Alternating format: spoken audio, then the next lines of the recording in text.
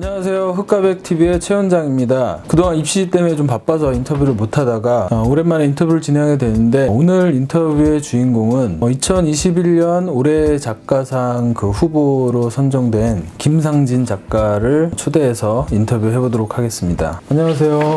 안녕하세요.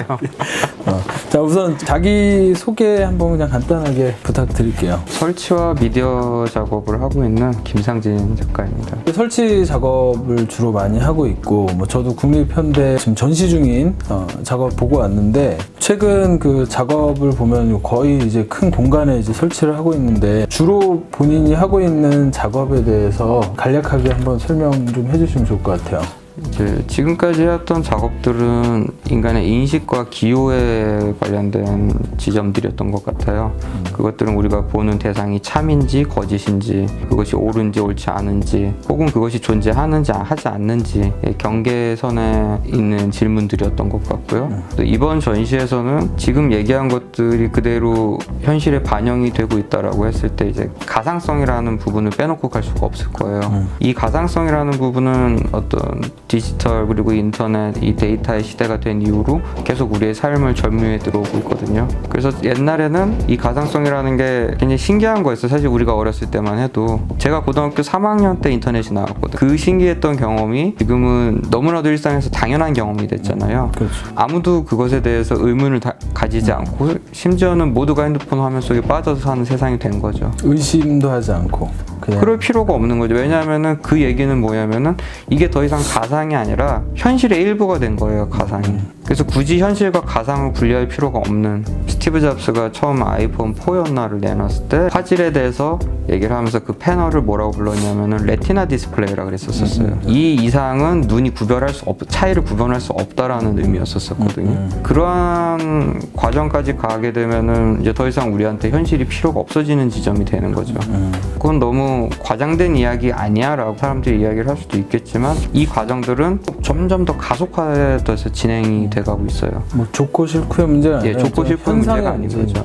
그렇죠. 그래서 이번 전시에서는 그런 어떤 인간과 가상, 그리고 그러한 것들이 가져오는 어떤 기호체계의 변화, 인식의 변화 같은 상황들을 담으려고 했던 것 같아요. 전시를 보신 분들도 많이 있고 하겠지만, 가서 봤을 때 느낌이 또 많이 다르고 생각할 것들이 좀 있었던 것 같아요. 시간이 되시면 지금 국립현대에서 전시를 하고 있으니까 가서 보시면 좋을 것 같아요. 우리 채널 자체도 조소에 관련된 거고, 이제 우리가 조소과를 전공을 했기 때문에 조소를 전공한 것들이 지금 하고 있는 작업들에 어떤 영향을 미쳤고 어떤 도움이 됐는지 그거를 좀 얘기를 해주시면 좋을 것 같아요. 조소를 전공했다라는 게 가장 제 작업에서 영향을 끼치는 부분은, 제가 만드는 설치들이 어쨌든 입체 작업이라는 부분인 것 같아요. 물론 작가로서의 활동을 시작한 이후에 제가 학교에서 배웠던 어떤 전통적인 조소의 기법이나 그 방식들을 사용한 적은 거의 없는 것 같아요. 그렇지만 매체에 접근을 하고, 그 다음에 그 매체를 입체로서 바라보고 구성하는 어떤 기본적인 능력들을 조소를 하면서 익혔다라고 볼 수 있겠죠.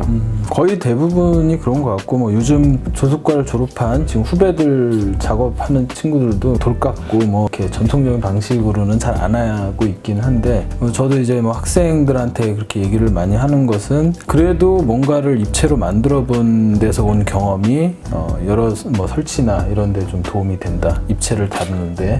그렇게 받아들일 수 있을 것 같아요. 처음 조소를 시작한 계기가 있을 텐데, 어쩌다가 이 길로 왔어요. 처음 미술을 시작했을 때는 미술에 대해서 아는 게 아무것도 없었어요. 중학교 때 만화를 좀 잘 그리고 그런 걸로 애들 사이에서 조금 유명했던 적은 있었지만, 제대로 미술을 해야겠다라고 생각을 했을 때 하고 싶은 게 무엇인가. 저 어렸을 때 되게 만드는 걸 좋아했었거든요. 초등학교 3학년 때 미디어 아트를 했어요. 그러니까 뭘 만들려고 그랬는데 과학 시간에 꼬마 전구 키우는 거 배웠잖아요. 그래서 종이 배 같은 거 접어서 이제 중간에 구멍을 뚫고 꼬마 전구를 넣고 위에다 조개 껍질을 이렇게 붙였었어요. 저도 얼마 전에 생각이 났는데, 내가 그때 되게 이상한 짓을 하고 있었구나. 어릴 때부터 끼가 있었네. 전자제품을 좋아하고 만들기를 좋아하고 내가 하고 싶은 걸 해야겠다라는 생각이 들어서 그때 조소를 이제 처음 시작했던 것 같아요.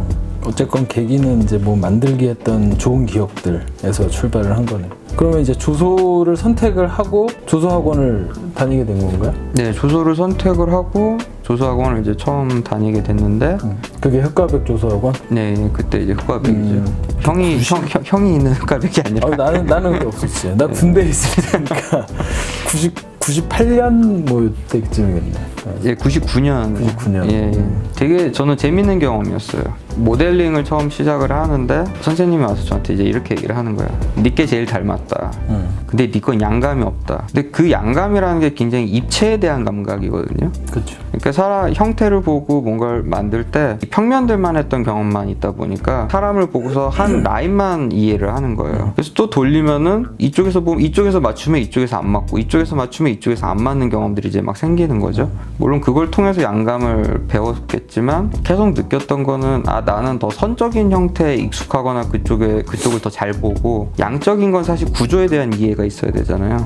그게 없다는 것을 입시하는 내내 시달렸던 것 같아요. 사람들의 특징이나 이런 부분들을 같이 잡아내기는 하는데 이 안에 근육이 어떻게 움직이는지라든가 사람 뼈가 어떻게 생겼는지라든가에 대해서 이제 익숙해질 시간이 없었던 거죠. 왜냐하면 시를 한 6개월 했거든요. 되게 짧았죠. 그러니까 구조를 파악하는 데는 확실히 오랜 시간이 걸리는 네, 건 그거는 맞는 시간이 것 꽤 많이 걸리는 것 같아요. 근데 뭐 6개월 동안의 어떤 경력으로도 대학도 잘 가고 운이 좋았어요. 운이 좋았어요. 머리카락을 잘 못 만들었는데 입시 문제에 모자를 쓴 사람이 나왔어요. 그래서 머리카락이 나왔으면은 떨어졌을 거다라고 나중에 학원 친구들이 얘기했던 것 같아요. 근데 그 당시에 입시의 전체적인 퀄리티가 지금하고 또 많이 다르기 때문에 요즘이 더 잘하지 않나요? 만들기만으로 보면은 요즘에는 거의 기계처럼 만드니까 나도 지금 찍고는 있지만 뭐 지금 내가 100분 동안 만드는 정도의 완성도가 그때 4시간만큼 보다도 더 낫지. 그만큼 어떻게 보면 지금 입시가 너무 기계적으로 만들고 있다는 느낌은 좀 들어서 입시 어떤 실기에 대한 고민이 좀 필요하지 않나 뭐 이런 생각을 갖고 있어요. 나도. 그러면